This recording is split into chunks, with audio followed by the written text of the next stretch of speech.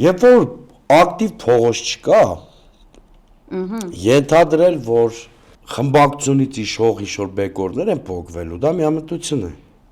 ԿՊ-ից Այո։ Այսինքն դուք չեք ընդունում Նարեկ Մալյանի այն միտքը, որ պետք է աշխատել ԿՊ-ի վրա, ասում է օրինակ գնում եք իրար հետ գարեջուր խմելու։ Աշխատելը, գիտեք ոնց է, դա միայն ակտիվ փողոցի պարագայում է լինում։ Ճնշման դեպքում։ Դա միայն զանգվածային ակտիվ փողոցի, որ իշխանությունը ճաքեր է տալի։ Դե դա էլ ասվում է։ Կամ էլ արտաքին աննախադեպ ճնշումների, բայց արտաքին աննախադեպ ճնշումների դեպքում իհարկե Աստված մի արածը դա լավ սցենար չի։ Այդ ժամանակ բան իմպիչմենտին չէ հասնի, որովհետև իշխանության բուրգը կփլուզվի։ Ակտիվ փողոցի դեպքում իմպիչմենտի հավանականությունը շատ մեծ կարող է լինել։ Այս պարագայում ոչ։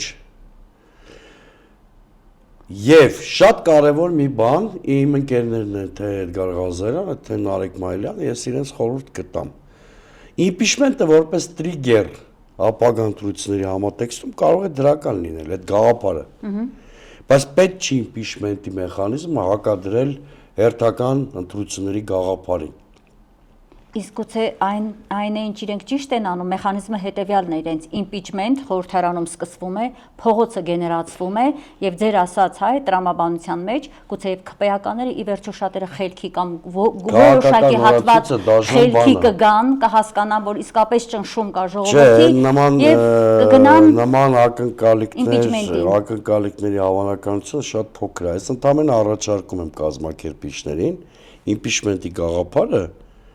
եւ արտահերտ ընտրությունների գաղափարը իրար չհակադրել։ Չէ, զուգահեռել։ Այո, չէ, իրանց մոտ մի քիչ հակադրության էլեմենտ եմ ես տեսնում, ասում են միայն այս ճանապարհով է հնարավոր Նիկոլ Փաշինյանի հեռացումը։ Գներեք, իսկ դուք կարծում եք ընտրություններով հնարավոր է։ Իհարկե։ Ինչպես։ Ես չեմ կարծում։ Այդքան մեծ լծակներ ունեցող իշխանությունը կարող է տեղի տալ։ Վերջերս երկու համայնքներում ընտրություններ էին։ Այստեղ վերլուծաբանները մեկ այլ բան են տեսնում, քաղտեխնոլոգները եւս, ասում են Նիկոլ Փաշինյանը այստեղ այսպես մի